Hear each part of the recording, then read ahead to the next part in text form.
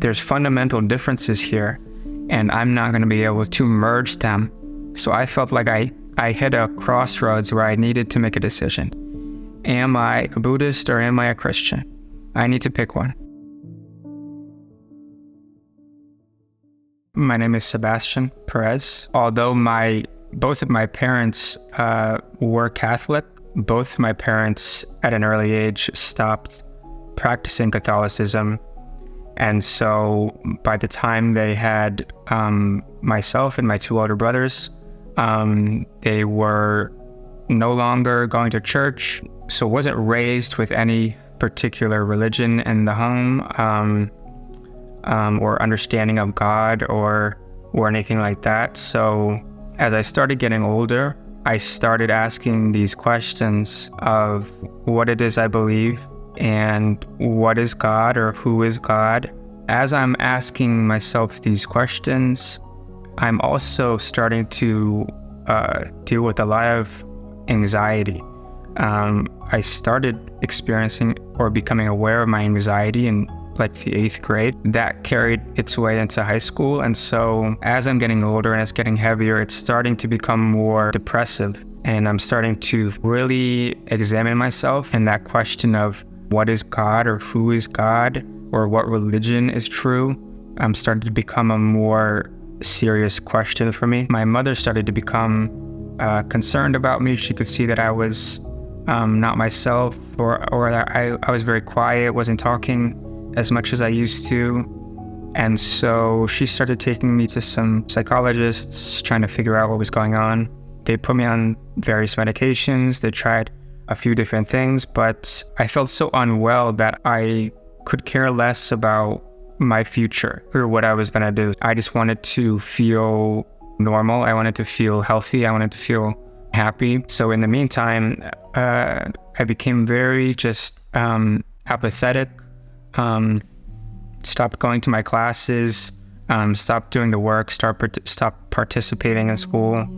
I would go whole days at a time without saying a word to anybody. Around this time, a lot of the friends that I had outside of the school, they started experimenting with drugs and with alcohol, and particularly marijuana.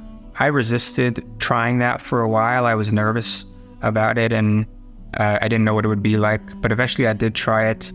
And I very quickly became addicted to that because it was like an escape from this anxiety and this depression that I was feeling. It was like a temporary pause on all of those emotions. And so I became very dependent on that. And I was essentially self-medicating with that. I had a teacher who, he was, I forget that it was some history subject, but he was very passionate about Buddhism and Eastern philosophy. And he would always talk about that and bring it into his lectures. In Buddhism, the goal is to break the cycle of suffering. For me, I was suffering. And so that sounded to me like something that I was interested in. In the next few years, I started looking a lot more into Buddhism, and particularly Zen Buddhism, there's a big emphasis on meditation and mindfulness. I started to learn about traditional medicine that was used in China. And I thought because I was on these medications from doctors that were not helping me or not benefiting me, I wanted to get off those medications and try and heal myself naturally. I really got into this traditional Chinese medicine to the point where I wanted to go and like study it. So the first thing I did was I found a certificate program in traditional herbalism that was based in New York City. Through this program, I might learn about these natural medicines and maybe find something that could help me lower my anxiety, boost my mood, and if I can do that, then maybe I can maybe open my own practice, start working with people, start working with clients to help them with this as well. I had not healed my anxiety. I had not overcome my addiction. Essentially nothing had changed over those 3 years. And so once I started meeting with these clients, I was kind of feeling like a bit of a fraud, because I am sitting with these people and they're telling me, these issues that they have, and a lot of the issues that they have are emotional and stress related. And I'm telling them that here are some, herbs that might be able to help you. But meanwhile, I have not been able to help myself with them. So I felt like I was being disingenuous. So I started to feel very discouraged, and despair was like starting to come over me, because as I said, I had dropped out of college. I wasn't, getting a degree. This was just some, certificate program. And I just spent 3 years doing this, and it was a lot of money and a lot of time. And now I am in this 3rd year, and this is not what I expected, and I haven't gotten what I thought I would get out of it. And I'm still struggling personally and emotionally and spiritually. And I have no idea what I'm going to do now. I don't know what I'm going to do after this. I'm still living at home. I'm not working. I was on the train coming home from the city, from classes. All these thoughts is all coming down on me. And in the past, when these kind of feelings would come, I'd be able to just tell myself something that would get me through it. I could find something to look forward to. Even if it was just telling myself, okay, well, I could go home and I could get high. I can just forget about it. I can at least do that. Even that in this moment was not doing that for me, because then I would think about, okay, but then I'll fall asleep and I'll have to wake up, and the whole thing is over again. The problems are still there. It really overwhelmed me on this train ride home. I curled up into a ball in my seat, and I was just crying, and it was just, it felt like a bottomless pit. It felt like there was no end of it. As I was sitting there in my chair, curled up, suddenly the surroundings of the train all fell away. And suddenly I was in complete silence, stillness, and darkness. Out of the darkness, I see this brilliant blue light. As this light is getting brighter and coming closer to me, I can tell that there is a woman inside of the light. I could not make out her face. I didn't know who it was. I had no clue. All I knew was that she's surrounded by this marvelous blue light, and it's getting closer to me. As she's getting closer, the light that is surrounding her is now starting to surround me. As soon as that light starts to touch me, I am just completely filled with joy, peace, and serenity. Eventually, I'm completely inside of this light with her, and she's now embracing me. As she was holding me, experientially, I knew it that absolutely everything was okay and was going to be okay. It was like all of those issues, all of those things I was so concerned about that were so weighing heavy on my mind completely vanished. They seemed so insignificant while I was in her arms, in her presence. But then she fades away. I open my eyes. I see the train. I'm aware of my surroundings again. I've stopped crying, and I'm just kind of sitting up, and I'm dumbfounded at what I just experienced. This love that I felt in this moment was so beyond anything I've ever experienced before that it really opened my eyes to what God is like, and it dispelled that despair and that hopelessness. So shortly after this, maybe a few weeks or within the next few months, I suddenly came across a book. It was this little book about Jesus, and this book is talking about prayer. I'm thinking about this experience I had a little while back on the train, and particularly this section on prayer is making me want to try to pray. But again, all those things that I was worrying about, even though they were eased during that experience on the train that I had, they started to come back. So I read this book and I decide to pray. And so I just prayed something very simple and straightforward. I just asked that if God has a plan for me or a purpose for me, to show it to me and to make himself known to me and to help me overcome these obstacles, to help me overcome this addiction that I'm still wrestling with. When I went to sleep, I had another dream. I was standing and I was on a road, and the road was leading out into the distance. And I was surrounded by this tall golden gate. I could tell that I was enclosed in this gated area.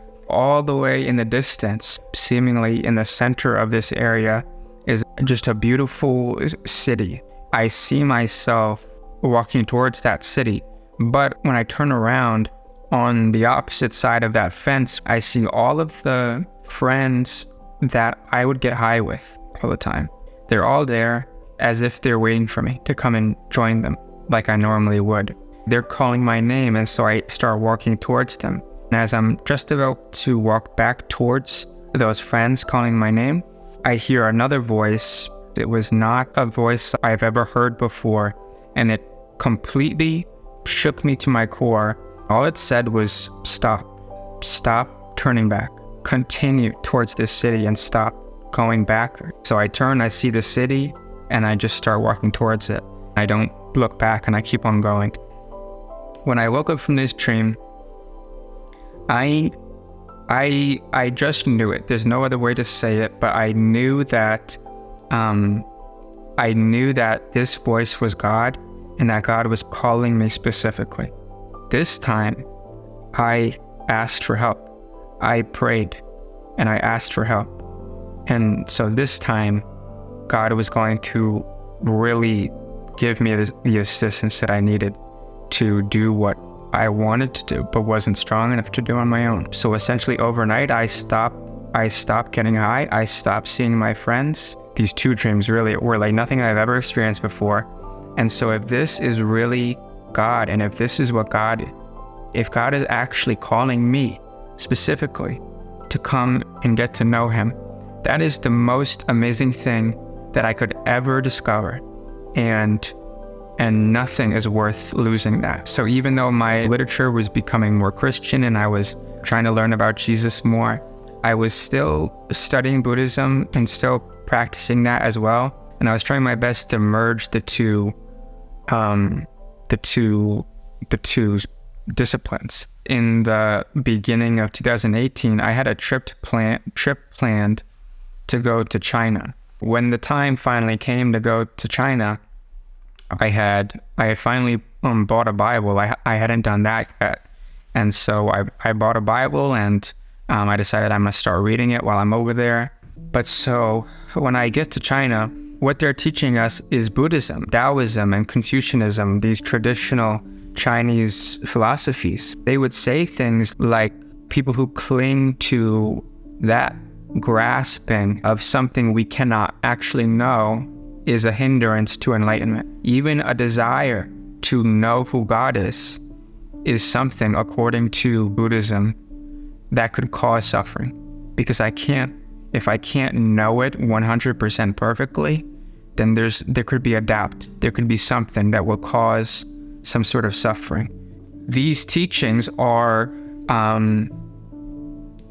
conflicting with what I have been reading and learning about Christianity and about Jesus over the past year. It's becoming harder and harder, and now with these teachings that we're getting, I'm just feeling like there's too many there's fundamental differences here, and I'm not going to be able to merge them. So I felt like I hit a crossroads where I needed to make a decision.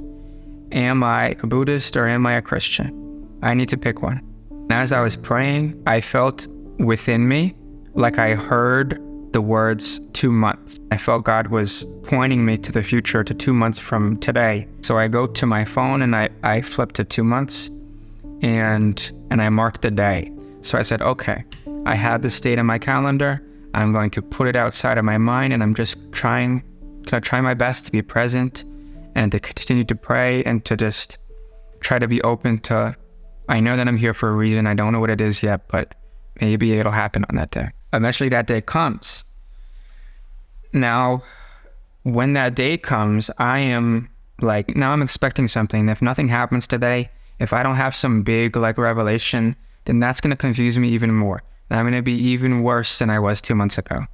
And so I really was just not trying to think about it. I didn't even want to pray because I was just like trying to like dig my head in the sand. Like I just didn't want to know if something was going to happen or not. And so, and I did, I put it out of my mind. And so it's the end of the night. And by this time I stopped thinking about it. I wasn't looking for it anymore. And each night we would all gather in the lecture room and we would meditate. And this meditation that we're doing, we're essentially just, we're sitting, we have certain postures that we're sitting in, and we're just clearing our minds. We're emptying our minds, and we're trying to let go of attachments, to let go of thoughts, emotions, and just enter into what our teachers would call the nature state. As I'm meditating and I'm realizing, like I start to become aware of the fact that we've been sitting there for a few hours now, and I'm thinking to myself, like, I'm good at doing this. Like, I can sit and I can meditate, I can clear my mind. I can teach this very well. Like, I'm very skilled in this, like, discipline. And I feel very peaceful right now. But as soon as I stop meditating, I feel this void inside of my heart. While I'm meditating, I don't feel it. But it's not curing it, because as soon as I stop, I feel it again. It becomes crystal clear to me that the only thing in my entire life that ever filled that void in my heart were these moments in the past year when I felt that God was speaking to me, that God was real, and that He was speaking to me. When I think that Jesus is God, and that Jesus is calling me by name specifically to come and follow Him. The moments in my life when I felt like that was actually really happening, it completely filled that void, and no amount of meditation could do that. I've been practicing Buddhism for years, and nothing ever came close to that. I'm realizing this as I'm sitting there, and it's like it hits me like a lightning bolt. And so I just get up right there. I grab my mat. I walk out of the room. I go down into my room, and I grab my Bible. And of course, at that moment, I realized that it is May 23rd, exactly the day that this voice told me 2 months ago when I was praying out of desperation. It said, no, not Monday night, Tuesday night. And it was exactly this night. I hadn't been reading my Bible, but I opened it up. It opened up to this psalm. It was just exactly what I needed to see. And I just started weeping. In the front, you can mark the date that you were saved. So I wrote my name down. I said, I don't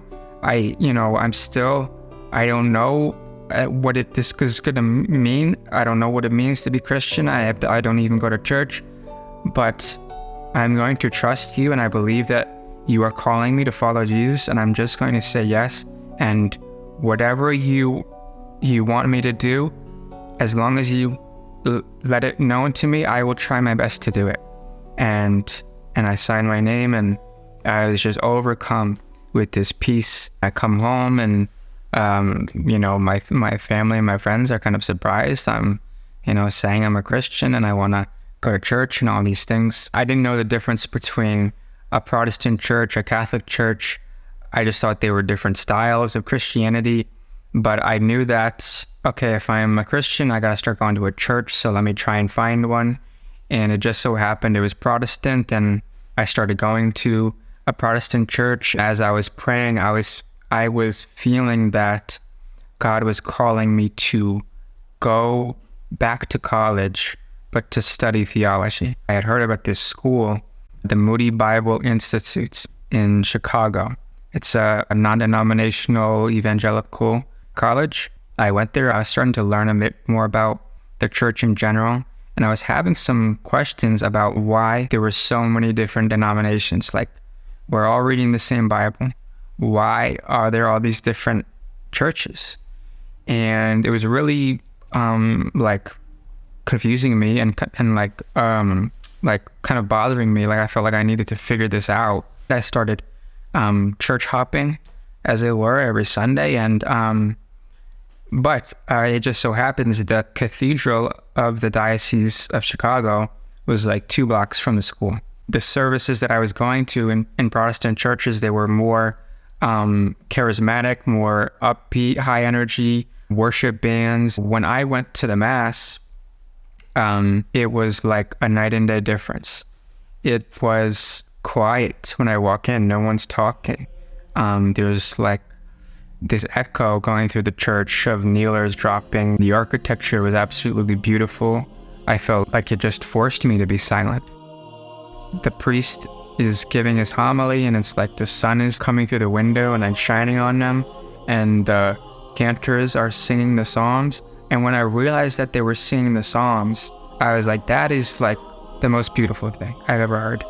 I was just really drawn to all of it.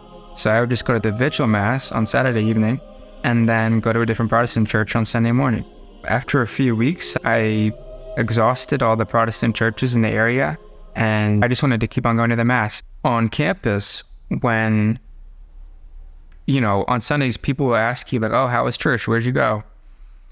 When I would start telling people that I had went to the Catholic Church, the looks that I would get were like, I'm like a traitor or something. Like, I'm like they would be like they're concerned for me, like something like that. And I didn't understand that reaction. And it was very intriguing to me. I was like, why are they responding in this way? I'm doing a lot of my own homework, just reading about the church, reading the early church fathers, and I'm seeing how the way that these early leaders of the Christian church interpreted scripture is not how the Protestant faiths that I've been a part of, these Protestant churches I've been a part of, believe in certain things. I was planning on staying at there was a Catholic monastery actually in Chicago, like right in the middle of the city, that I wanted to stay at for like a weekend just to see what it was like. And I had stayed there, and in the room that I was staying in was a Bible, and in the front of the Bible it had a list of all the popes from going all the way back to St. Peter. It's like my mind was blown. I was like, if we can trace these things all the way back to the apostles, if I can read these early church fathers, these leaders of the early church, and they talk about these 7 sacraments, and they're talking about the Eucharist, then that's what the Catholic Church believes. And this is not what Protestants believe. It suddenly occurred to me that Protestantism, the meaning of the word is to protest. And what are they protesting from? They're protesting from the church. As a Protestant, I would always confess my sins to the best of my ability to God directly. But I felt like I was still like weighed down by these sins. Even things from my past that weren't even present in my life anymore, I felt like they were still like weighing me down, and I felt like I couldn't get like past that. And so I was praying about that, and I was like, what do I have to do? Like, how do I like experience some kind of freedom from this? And all of a sudden, the image just flashes into my head. I see a Roman Catholic confessional. I see the screen, I see the priest and the penitent, and instantly all that anxiety went away, and I was like, that's what I need to do. I need to go to confession. School opened up again in Chicago, and so I came back for my second semester. I quickly tried to figure out when RCIA classes were starting. At the cathedral. They were starting up, so I started going. And after that first session, I knew, like, this is what I'm going to do. Like, everything that priest was saying, everything they were teaching us, I was like, this is all things that I've been feeling, things that I've been, like, thinking about. And so, and in the back of my mind, I'm, like, still knowing, like, I'm, like, convinced I need to go to confession. So it's like, I have to be Catholic because I need to go to confession. So if this is what it takes, I'll do it. I've made this up in my mind, but there's still a question of, first of all, do I need to leave Moody? Do I need to, like, go and, like, transfer to a Catholic school now? Or can I just stay here? By the end of my semester, my second semester there, I was really just, like, struggling with that question, still not sure about it. And then I had met with one of my professors. I said, look, all I need to know is, like, if I become Catholic, like, do you recommend I stay here or go? He just said very plainly, like, if you become Catholic, you cannot study here.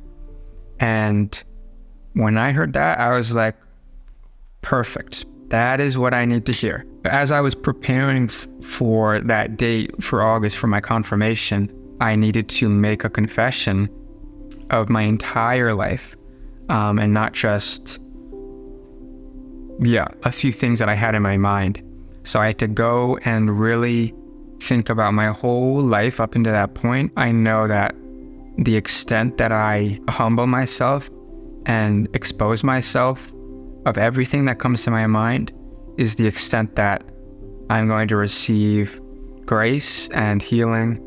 And so no matter what was coming up, I just wrote it all down. I had a big list, and eventually that day came, and it was Father Peter, who was the one that met with me the year before, who spoke with me and told me to go through RCIA.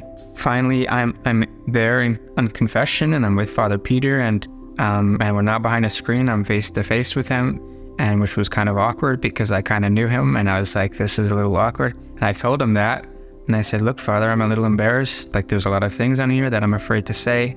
So I start reading, even though I couldn't look him in the eye. I was just reading everything on that list, and eventually I get to the end of the list, and I say my act of contrition. He grants me absolution. How I felt like walking out of that church, it was like, this is what I felt I needed. Things I was guilty about, things I was just weighing down on me. It was like they were just gone, like they just vanished. And I felt so peaceful. And that lasted for, a few months at least, of just feeling like every day, feeling this so light. And it was so encouraging to me. It was everything I expected and more. And every time I would receive communion since after then and going to confession, like, it was just such a grace that God was allowing me to experience. I never knew who that woman was, but when I became Catholic, I started seeing all these images of Mary, and she's always in blue. And once I started seeing these images, I remember the first time I saw it, I was like, oh, they painted her blue for this one. But I started seeing, like, she's always been in blue. Like, she's always in this blue cloak. And I instantly remembered this woman in this brilliant blue light on this train. And I knew that it was her. I absolutely knew it. And I didn't realize that until then, that Mary is always leading us to Jesus. That's all she's doing. It was no coincidence that my first encounter was with Mary before I found that book about Jesus. She was the doorway. She met me first, and she was a mother to me in that moment where I needed it. Then a few months later, I find this book about Jesus, and the rest just took off. I am constantly overwhelmed with gratitude and a feeling of unworthiness that I wasn't praying that day on that train. I wasn't asking for this, but Mary came to me and God came to me and really just brought me into his church. And I feel like it is such a gift. Every time I receive the Eucharist, every time I go to confession, it is like, I'm not over it. It like blows my mind that it's real, that it's like that this is the truth. Like it's just yes. So it's something that I feel is just a complete grace, and just I feel gratitude.